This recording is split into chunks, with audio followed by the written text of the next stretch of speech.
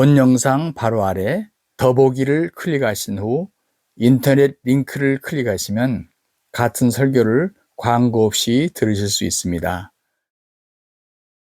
요한복음 3장 16절 우리 한 절 같이 암송하도록 하겠습니다.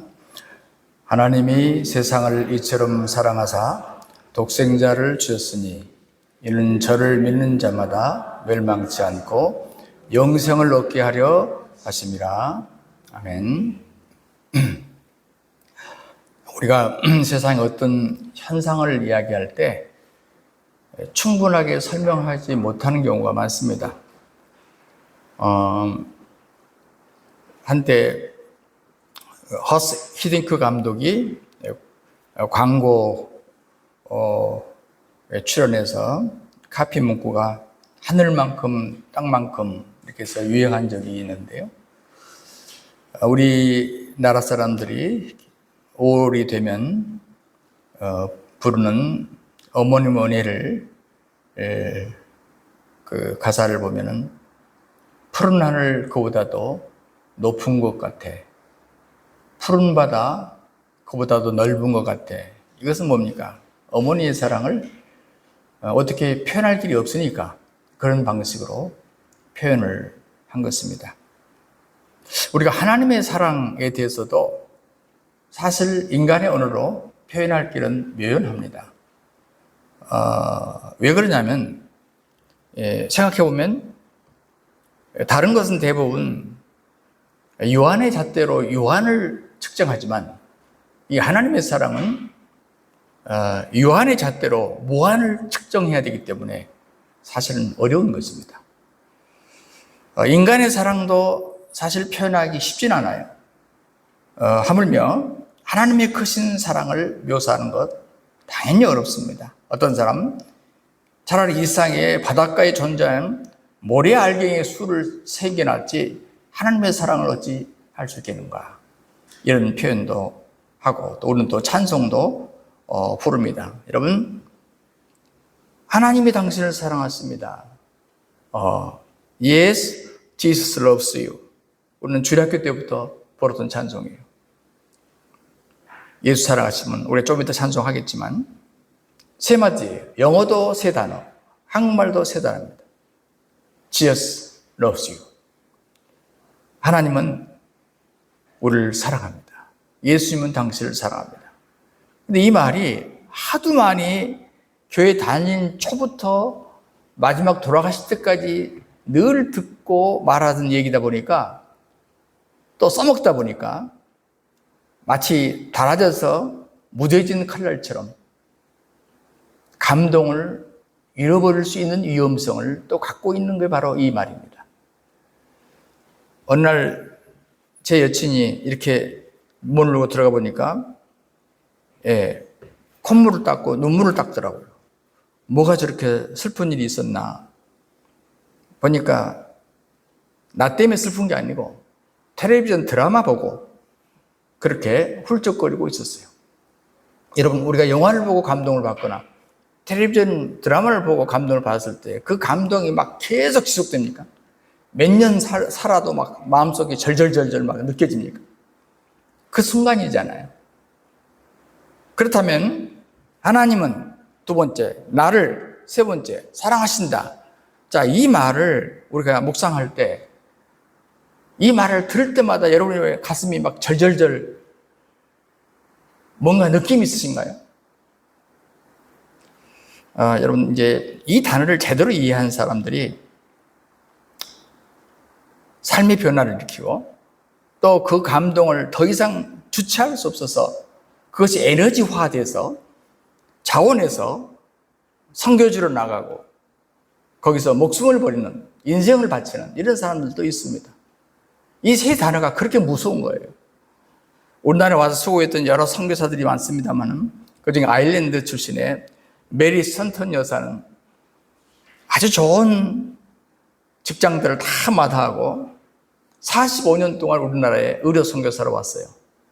그래서 삼척의 탄광촌이들 같이 일하기 시작했고 의료시설을 갖추지 못한 저 열악한 제주도에 가장 어려운 오지를 돌아다녔고 말기암 환자, 여성 수감자, 무이탁 노인 할 것 없이 모두를 위로하고 보살펴주고 사랑을 베풀었습니다. 45년 동안 조선 땅에 와서 수고하고 이제 은퇴할 나이가 돼서 한국을 떠날 때 남긴 그 말을 제가 읽은 적이 있습니다. 이렇게 말씀했습니다. 나는 소외된 사람들을 사랑합니다. 이 사랑이라는 단어를 제가 주목했어요. 진정 그들의 친구가 되고 싶었습니다. 사랑을 갈망하는 사람들의 눈에 이끌려 44년을 살았습니다. 사랑하는 사람들을 두고 고향으로 돌아가는 것이 참 가슴이 아픕니다. 여기서 말하는 자꾸 사랑, 이 사랑이 어떤 사랑이라는 거 여러분 짐작하시잖아요.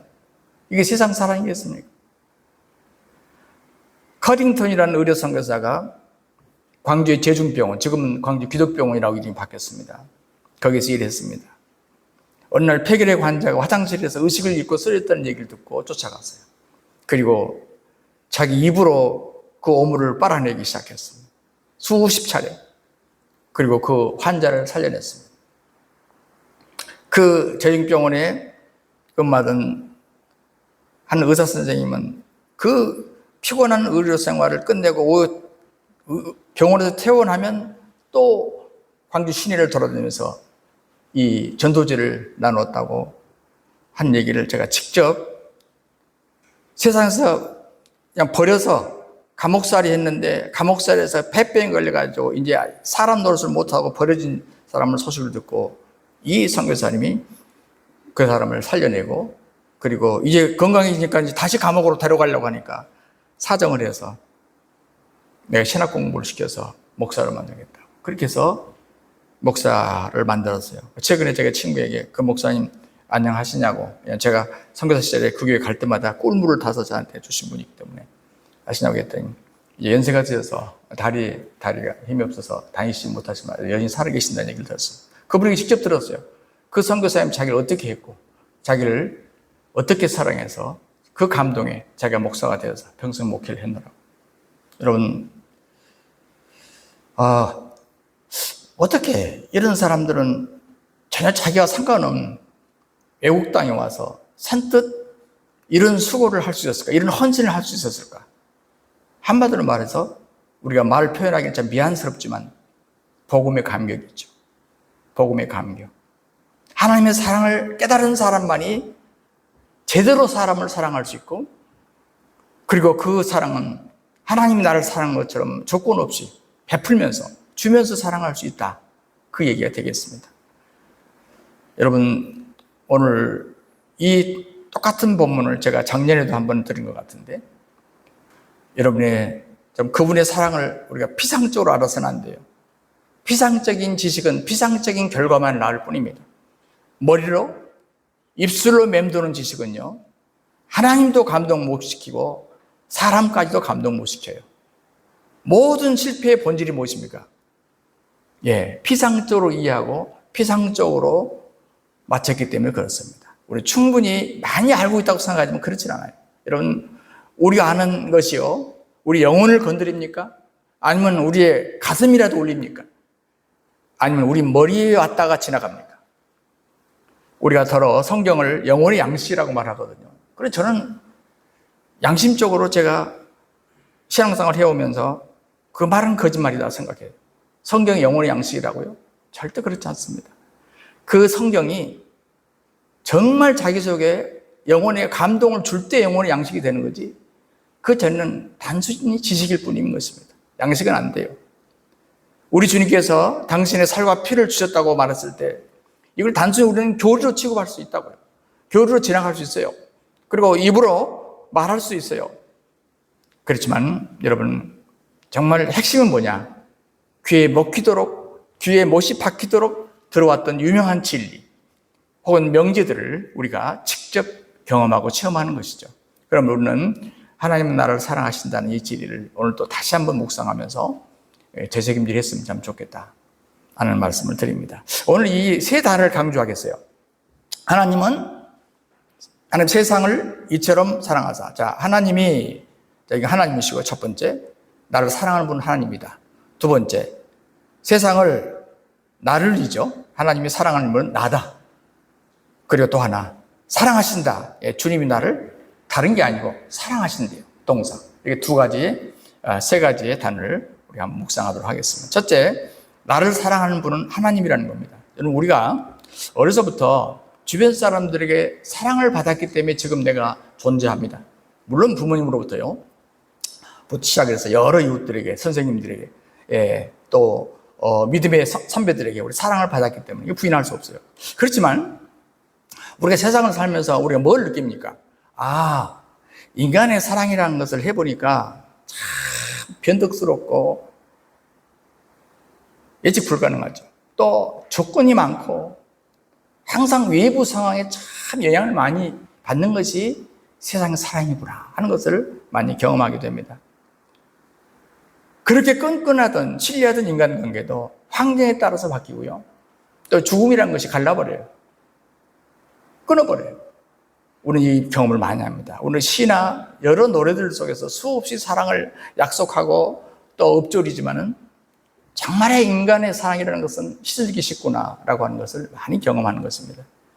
저는 인간을 사랑하다가 사랑의 배신자여라는 그런 가요도 있지만은 배신 당해본 적도 저는 많습니다. 참 저는 희한한 걸 느껴요. 지금까지 미스터리예요.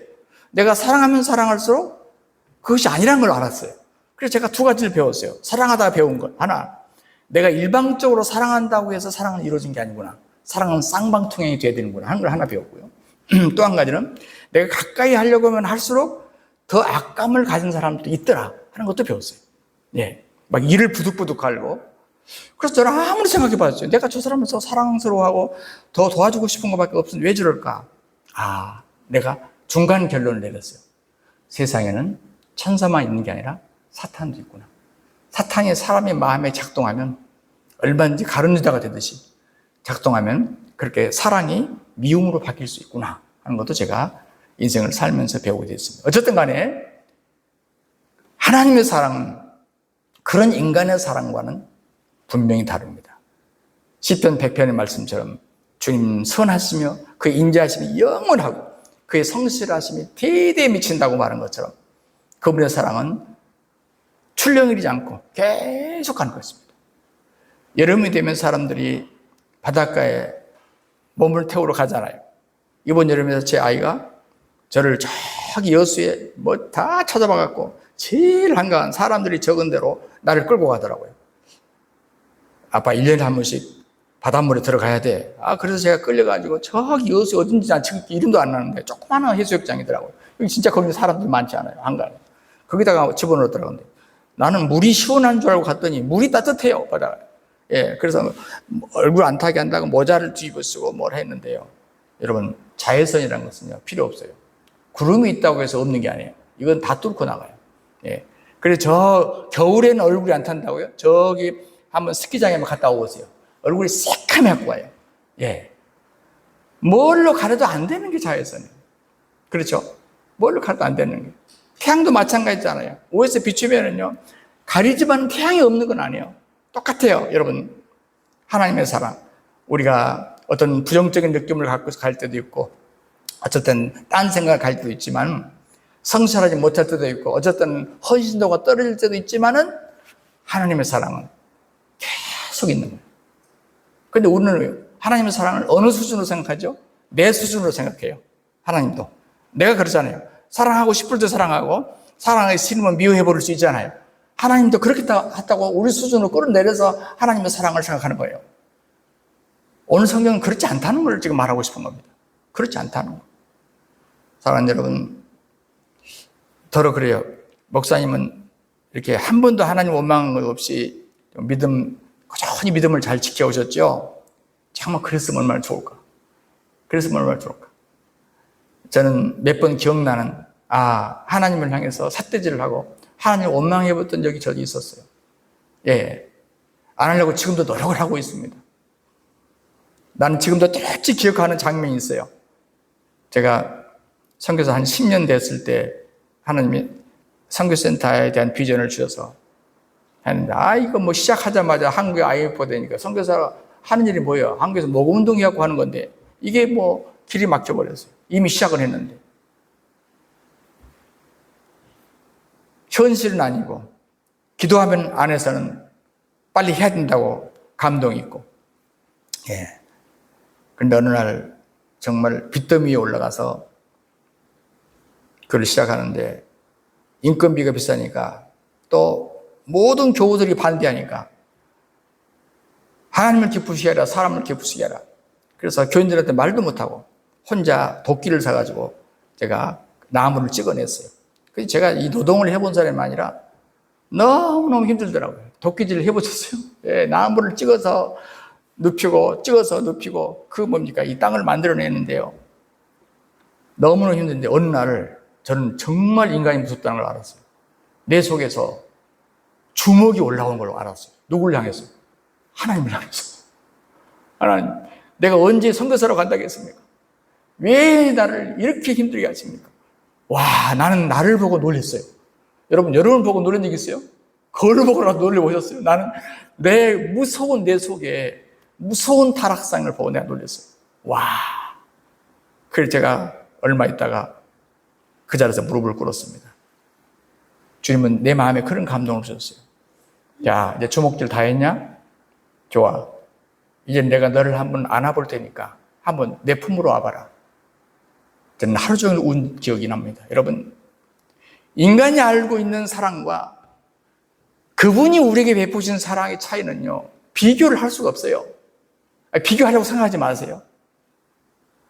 우리는 로마서 8장에 48절 39절에 그런 거 있잖아요. 바울의 선언이 나오잖아요. 내가 확신한 내 말을 바꾸면요, 내가 하나님 앞에 토라질 때도, 하나님을 때로는 믿지 못하겠다고 할 때도, 내가 과거에 잘못된 행동이 있을 때에도, 내가 영적인 성실함이 부족할 때에도, 어떤 형태의 실패 속에서도 우리 주 예수 그리스도 안에서 있는 하나님의 사랑에서 우리를 끊을 수 없다. 바울이 이거 하나 때문에요, 지탱이죠. 끊을 수 없다. 하나님의 사랑에서만큼은 끊을 수 없다. 사랑하는 여러분, 야고보서 1장 10절은 변함이나 그림자 같은 것이 전혀 없이 영원히 밝은 빛으로 비유합니다. 왜? 그분은 하나님이시기 때문에 절대로 변하지 않습니다. 절대로 변하지 않습니다. 그분은 하나님이기 때문에. 예, 나를 사랑하는 분은 누구라고요? 여러분이 아니에요. 하나님이십니다.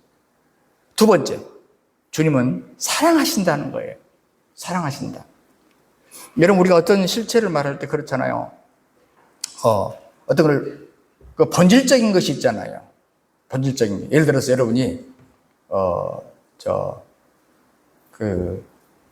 레몬을 하나를 여러분 주면서 이게 본질이 뭔 것 같아요? 라고 생각할 때 여러분 어떤 생각이 들어요? 여러분에게 이렇게 레몬을 딱 보여주자마자 어떤 생각이 들어요? 여러분 혀 안에서 어떤 생각이 들어요? 아, 시다, 이 생각이 들어요. 이게 정직한 본질이에요. 그죠? 근데 레몬을 딱 주니까 야, 넣어라 타! 이렇게 말하면 어때요? 틀린 말은 아니지만 본질을 못 잡은 거지. 그렇지 않습니까? 틀린 말은 아니에요. 그래, 본질을 못 잡는 거예요. 똑같아요. 14세기에 살았던 이탈리아 출신의 시에나의 카타리나, 어떤 데서는 성녀로 생각을 하는데 이분이 하나님과 얼마나 친밀했어요. 어떤 사람이 물었어요. 하나님 안에서 그렇게 친밀한 세월을 보내면서 경험했던 바가 뭐냐고 그렇게 물었을 때 그녀는 좀 이상한 답을 했어요. 여성답지 않는 답이에요. 그분은요, 사랑에 취했고요, 사랑에 미쳤어요. 시에나 카타리나가 표현하는, 그분은요, 내가 평생 주님을 섬기고 살아보니까 그 양반은 사랑에 취했고요, 이거 술 취했단 말이거든요. 사랑에 미쳤어요.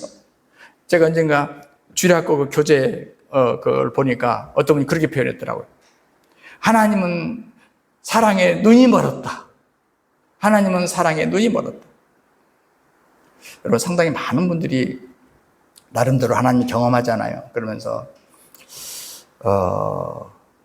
나누는 가운데 보나요? 하나님이 저를 사랑하신다는 것은 정말 알겠는데요. 그분이 물론 사랑이시잖아요. 그런데 그분이 나를 사랑하신다는 게 그렇게 내 삶에 무슨 도움이 될까요? 아니, 어떤 분들은요, 도대체 하나님의 사랑을 의미심장하게 경험할 수 있는 방법이 뭡니까? 이런 질문도 덜어 던지거든요. 여러분, 우리가 어떤 거를 제가 이렇게 대답을 할 때, 뭘 알릴 때 좋은 방법이 비교하는 방법이라고 그랬잖아요. 그러면 어떠시 좀 명확하게 살아나요. 아니면은 어떤 것을 할 때 서로 이렇게 견주어 보는 거예요. 예를 들어서 우리가 사랑이라는 말을 할 때 다행히도 헬라 사람들은 상당히 우리하고 다른 어떤 그 정서를 갖고 있기 때문에 사랑도 복잡해요. 그래서 남녀 간의 호르몬의 작용에 의해서 열정적으로 나타나는 그 사랑을 에로스적인 사랑이라고 표현하지 않습니까? 또 피로 구성된 사람들끼리 나타나는 사랑, 이것을 필레오라고 얘기를 합니다. 그리고 서로 익숙한 관계, 편한 관계에서 나타나는 사랑을 스토르게 이렇게 얘기하기도 합니다. 그런데 이 모든 것은 공통적인 것이 뭐냐면 인간의 사랑의 방식이에요. 사람의 감정이나 사람 속에서 나와요. 이런 사랑들이. 그런데 이 범주를 뛰어넘는 사랑이 있어요. 이걸 헬라 사람들은 아가페라고 했고, 우리도 성경을 기록할 때 이 단어를 취택해 썼습니다. 여러분, 이 사랑은요, 외부적인 어떤 자극 필요 없어요. 어떤 조건의 충족 필요 없어요. 어떤 원인 제공 필요 없어요. 자발적으로 나옵니다. 왜 그럴까요? 이 사랑은요, 발원지가 달라요. 다른 인간적인 사랑은 사람 속에서 감정에서 나오지만 이 아가페 사랑은 저기 보좌에서, 하늘 보좌에서 흘러내려서 십자가를 통해서 이 세상에 뿌려지는 거예요. 발원지가 틀리단 말이에요. 그 누구도 하나님의 사랑에 영향을 미칠 수 없습니다. 왜? 그것은 발원지가 다르기 때문에 할 수 없어요. 어떤 사람은 이 사랑을요, 마치 폭포에서 물이 떨어지듯이요, 퍼부어지는 사랑이라고 해요. 퍼부어지는 사랑이라고. 표현도 잘했죠. 누구도 통제할 수 없다 그 말입니다. 통제할 수 없어요. 여러분, 그러므로 우리가 이 사랑을 입을 수 있는 방법이 뭘까요? 바로 그 사랑의 은혜가 부어지는 곳에 머무르면 돼요. 막 당긴다고 되는 게 아니에요. 끌려오는 사랑이 아니기 때문에, 막 부어지기 때문에 그 자리에 있으면 되는 거예요. 어떤 찜질방에 갔더니요, 막 그 안에서 폭포수가 떨어지더라고. 물찜질을 하라고. 그런 것도 있더라고. 예. 그 자리에 가면 되는 거야. 내가 물을 끌어올 필요도 없어. 막 쏟아져요. 사랑하는 여러분, 내가 어떤 정규적인 행동이 좀 수준이 있기 때문에, 내가 선행을 많이 했기 때문에 하나님께서 나를 받아준다. 그게 아니에요. 아직도 이 세상에는 신앙생활 하면서 예배드리는 사람들 가운데 상당히 많은 사람들이 산타클로스와 같은 하나님을 믿는 경우가 많거든요. 어떤 외국 사람들이 이것을 소위 산타클로스 크리스천이라고 불러요. 무슨 얘기냐면 하나님이 보따리를 가지고 다니면서 막 기도하고 하는 사람, 아쉬워하는 사람들한테 보따리 하나씩 던져주고 또 가고, 또 보따리 하나씩 던져주고 가고, 이런 하나님으로 생각하는 거예요. 요즘 용어로 말하면은 택배기사예요. 택배기사. 예, 그래서 하나 던져주고 빨리 가고, 하나 던져주고 빨리 가고, 하나님이 이렇게 생각하는 거예요. 이스라엘 백성들이 애굽에서 고생하다가 이제 모세의 인도를 받아서 출애굽하지 않습니까? 이때 출애굽기 12장 38절에 보면 특이한 표현이 하나 있어요. 이스라엘과 함께 있는 중간 잡족들이 있었대요. 그러니까 이스라엘 백성만 나온 게 아니라 그 말이에요. 이 사람들은 아마 무려 400년을 살았기 때문에 아마 혼혈족이 있을 수 있고요. 그리고 어떤 사람들은 그냥 순수한 애굽 사람인데 너무 애굽이 무섭고 싫으니까 이번 기회에 그냥 따라서 나온 사람도 있고 아마 그랬을 것 같아요. 자, 나왔어요. 근데 광야를 지나니까 에집트에 사는 것보다 더 편한 게 아닌 거야. 기대하고 나왔는데 뭐 여호와라는 신이 막 대단한 은혜를 베푼다고 나왔는데 띠약볕에 밤에는 춥고 먹을 것도 너무 단순하고 불평합니다. 어떤 사람은 애굽으로 돌아가자고 막 그래요. 근데 이 영향을요, 순수한 히브리 사람들이 이 영향을 입어요. 그래, 그 말을 듣다가 모두 다 광야에서 다 죽고 갑니다. 잡족들 말을 듣다가. 여러분, 우리가 오늘날 신앙생활하는 사람들 가운데 예수 믿고 보니까 더 나아질 줄 알았더니 별로 나아진 게 없는 경우도 있거든요. 해결되지 못한 것도 많거든요. 그러다 보니까 자꾸 옛날 세상으로 돌아가자고. 이집트의 그 중단 잡독들 같은 그런 믿음을 우리가 갖기 쉽습니다. 그러나 여러분, 우리가 꼭 견지해야 될 것이 무엇입니까? 누가 뭐라 해도, 다른 건 다 잊어버려도 주님이 나를 사랑한다라는 단어. 두 번째, 사랑한다라는 단어. 이걸 놓치면 안 돼요. 뭐니 어떻게 해도 그래도 주님은 사랑하신다. 저 사람 나를 배신하고 나를 미워해도 그래 주님은 나를 사랑하신다. 이걸 붙잡는 것이죠. 세 번째, 하나님이 사랑한 이가 누구냐? 세상을 사랑하사. 세상이 누굽니까? 우리, 나입니다. 뭐 우리까지라고 생각하지 마세요. 나. 하나님이 사랑하는 것은 나다. 하나님은 우리를 사랑하셨지만 우리는 어땠습니까? 그 사랑을 순수하게 받아들이고 교통을 했더라면 얼마나 좋아요. 그러나 우리는 배신했습니다.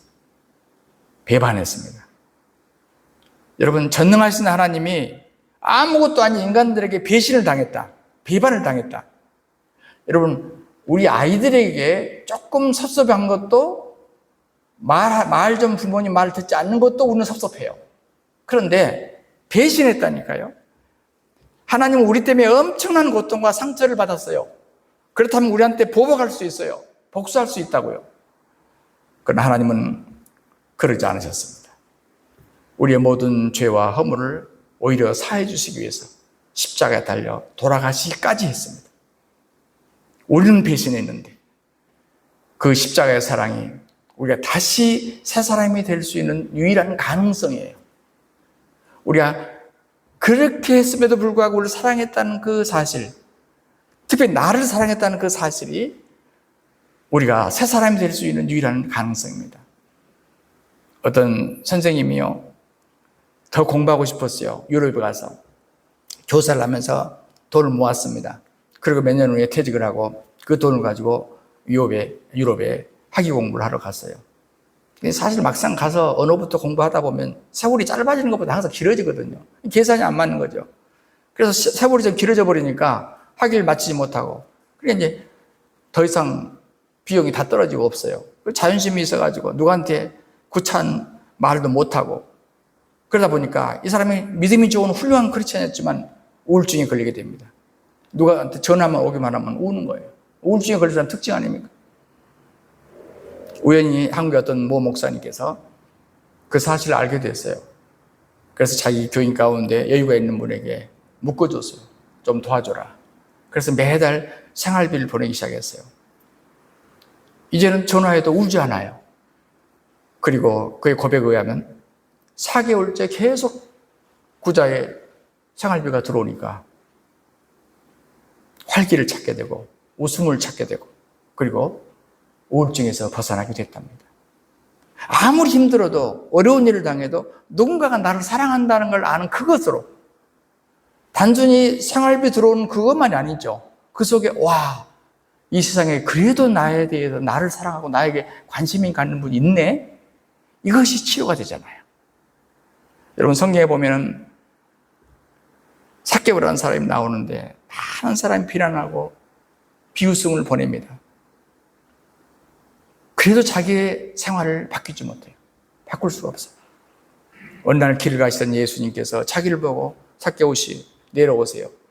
내가 오늘 당신의 집에 유하여야 되겠습니다. 들어가셨어요. 여러분, 얼마나 졸지에 갑자기 손님이 들어오시니까 막 허겁지겁 바빴겠어요. 그런데 여러분, 그것이 힘들었겠어요? 아니면 즐거웠겠어요? 물어볼 걸 물어봐야지. 예. 그러면서 어떤 생각이 했을까요? 내가 예수님을 우리 집에 모셨기 때문에 삭개오가 바뀐 게 아니에요. 와, 저 대단한 선생님이 저 많은 군중들 속에서 다른 사람 아니고 나를 사랑하시네. 나에게 관심을 갖고 계시네. 이것 때문에 삭개오가 바뀐 거 아닙니까? 저는 그렇게 생각해요. 물론 잘못된 삶은 진리를 알아야 고칠 수 있죠. 그러나 그 진리가 사랑이 없는 진리는요, 잘못이 안 고쳐져요. 사람들은요, 진리를 몰라서 잘못되는 경우보다도 사랑을 받지 못해서 잘못되는 경우가 훨씬 많기 때문에 그렇습니다. 때문에 하나님도 우리의 죄를 사해 주시고 구원해 주시기 위해서 예수 그리스도를 십자가에 못 박아 돌아가시게 하셨던 겁니다. 그 방법밖에는 우리에게 당신의 사랑을 내게 보일 수 있는 길이 없었기 때문이죠. 증명할 길이 없기 때문이에요. 오늘 이곳에 우리가 어떻게 표시는 않지만 여러분 안에 비록 예배는 드리고 있지만 어떤 부분이 힘들고 어렵고 또 때로는 외롭고 하루하루 사는 것이 고통스러운 분이 있을 수 있어요. 그러나 우리가 그 고통과 어려움만 바라보지 말고 나를 사랑하시는 그분의 사랑을 그때마다 묵상해야 돼요. 그래야 이 단계를 뛰어넘을 수가 있다고. 천지를 창조하신 그분이 우리가 그렇게 그분에게서 배반했는데도 불구하고 아직도 나를 사랑하신다는 그 사랑. 이것이 사실 기독교 신앙의 전부입니다. 따지고 보면 기독교 신앙의 전부예요. 사랑하는 여러분, 어떤 분은 그렇게 표현을 해요. 그분은 나의 호흡보다 더 가깝고 나의 심장보다 더 가깝다. 왜 그런 표현을 했을까? 왜? 그분은 우리가 그분 안에 살고 그분 안에서 움직이고 그분의 품을 떠나서는 존재할 길이 없기 때문에 난 이런 표현이 마땅하다고 생각합니다. 어떤 이렇게 회심한 지가 얼마 안 된 분인데 묻더라고요. 목사님, 어째서 하나님이 나 같은 사람을 사랑하셔요? 사람들 많잖아요. 근데 왜 하필이면 나 같은 사람을 사랑하세요? 제가 뭐라고 답을 했을 것 같아요? 나도 지금도 묻고 있습니다. 나도 지금 하나님께 지금까지 묻고 있어요. 아직까지 해답이 없어요. 주님이 응답하지 않으세요, 이 부분은. 왜 주님이 사랑하십니까? 나는 어제도 계속 질문했어요. 오늘 아침에도 질문했어요. 왜 하필이면 납니까? 왜 하필이면 납니까? 아직까지 응답이 없네요. 요 기도는 도대체 응답이란 게 없어요.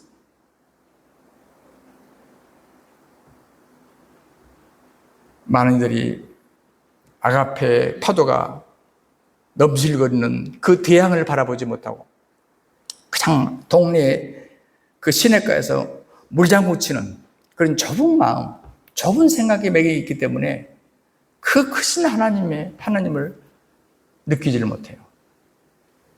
제가 하나님께 등을 돌리고 그분을 놓쳐버리면 어떻게 될까요? 그때는 주님이 사랑하지 않겠죠? 막 이런 질문을 해야 되는 거예요. 그분은 공의롭기도 하시다는데 사랑이기 아니면 공의롭지 하시잖아요. 그럼 나를 때리지 않을까요? 나를 치지 않을까요? 굉장한 걱정을 많이 하는 분 봤어요. 물론 이런 씨름도 필요하겠죠. 그러나 여러분에게 다시 한번 강조하고 싶은 게 그거예요. 많은 질문이 있지만 힘들 때마다 그 질문하십시오. 왜 하필이면 저입니까? 왜 하필이면 나입니까? 하나님을 사랑하는 분이 바로 나라는 사실, 얼마나 놀랍습니까? 여러분, 우리가 사복음서를 보면 쭉 예수님의 행적이 나오잖아요. 그런데 그 사이사이에 중요한 것은 뭐예요? 뭘 숨겨놨어요? 하나님의, 예수님의 우리를 향한 사랑. Jesus loves me. 예수님의 나를 향한 사랑. 여러분, 저기 거꾸로 올라가서 창세기 1장, 2장만 봐도요, 하나님의 사랑이 얼마나 큰지 다 나와요. 우리를 다 만들어 놓고 맨 마지막에 나를 딱 세워놓고 다 주시면서, 공짜로 주시면서 정복하라, 취하라, 다스리라. 이미 창세기 하나님의 사랑이 나오잖아요. 나를 향한 사랑. 우리는 복음서를 읽다가 로마서에 쭉 들어가보면 세상에 의인은 없나니 하나도 없다 이런 말 나오면서 그리고 뚝 지나가다 뭐예요? 와, 우리 하나님께서 멸망당할 우리를 얼마나 사랑하셨는가에 대해서 사도 바울의 수많은 고백들이 흘러나오고 감격할 수밖에 없습니다. 고아들이 다 그런 건 아닙니다만 제가 어느 나라에 살 때 제 고아의 오빠고 형이었어요. 왜냐면 내가 살던 나라에 한국에서 온 입양아들이 4,000명이었어요. 그 나라에서 다를 수가 없어요. 그러니까 저에게 의지할 수밖에 없었고 저에게 특혜를 많이 줬습니다.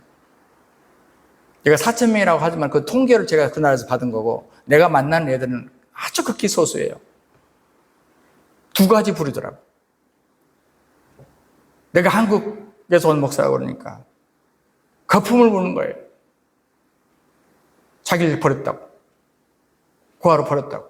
홀투를 통해서 가는 거죠. 또 한 부류가 있어요. 엄마를 찾고 싶어요. 도와주세요. 제가 거품을 부는 애들에게 하는 말이 있어요. 얘야, 네 심정을 내가 이해 못하는 거 아니야. 나도 고아처럼 커봐서 알아. 그런데 네 엄마가 그 어렵고 고통 중에 10달 동안 배가 아프다가 너를 일부러 태어나게 했고 너를 젖으며 먹이면서 키웠어. 그러나 역부족이기 때문에 네가 좀 더 나가 데리고 있으면 네가 굶어 죽을까 봐, 아파 죽을까 봐 좀 더 나은 곳으로 너를 인도한 거야. 너를 위해서 한 거라니까. 내가 그걸 이해시키는데 참 쉽지 않았어요. 사랑하는 여러분, 어떤 사람은 세상을 원망하고 저주하고 세상을 뒤지고 엎고 싶다고 이렇게 말하는 고아 출신들도 봤어요. 그러나 그 속에도 복음이 들어가니까요. 그 속에서 예수님의 사랑이 들어가니까요. 내가 잘못했다. 내가 잘못 생각했다. 여러분, 복음의 능력이 참 대단합니다. 어떤 사람은 그래요. 통증이 너무 심하다 보면은 차라리 몸이 신경이 마비되어서 아픔을 느끼지 않았으면 좋겠다고 생각하는 사람이 있어요. 그런데 여러분, 이것이 얼마나 위험한 줄 아세요?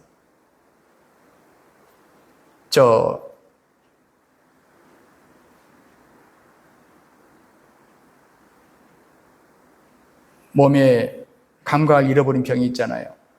추운 날 동상에 발이 떨어져 가도 몰라. 추운 겨울에 난로가에서 불 쬐다가 깜빡 조는 경우 그 살이 타도 몰라. 한센시 병이 무서운 게 그거 아닙니까? 아프면 때를 따라서 빨리 병원에도 갈 수 있고 치료를 받아야 살아날 수 있는 게 정상적인 것입니다. 그럼 이 세상에 사는 동안에 몸이 피곤하면 느껴야 돼요. 어딘가 고장났을 때 아픔을 느껴야 된다니까요. 이게 축복이라고요. 이게 절대 저주가 아니에요. 여러분, 우리의 삶의 현장에서 느끼고 고통당하는 것들이 꼭 나쁘다고만 보지 마세요. 이건 내가 살 수 있는 길이기도 합니다. 그런데요, 제가 말하고 싶은 건 뭐냐면 육체적인 감각이 없어지고 느끼지 못하는 것도 불행한 일이지만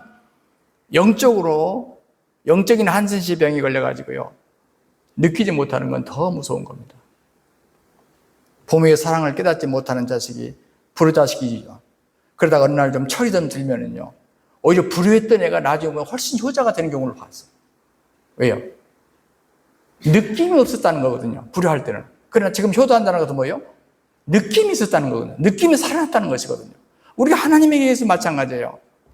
우리가 하나님에 의해서 감각이 없다. 이게 영적 문둥환자예요. 이건 무서운 겁니다. 그런데 하나님에 대한 감각이 살아나고 그분의 사랑을 느끼고 내 속에 그 사랑에 대한 감격이 있다. 찬송만 부르면 또 그 가사만 보면 내게 감격이 있다. 이건 내 영이 산 증거거든요.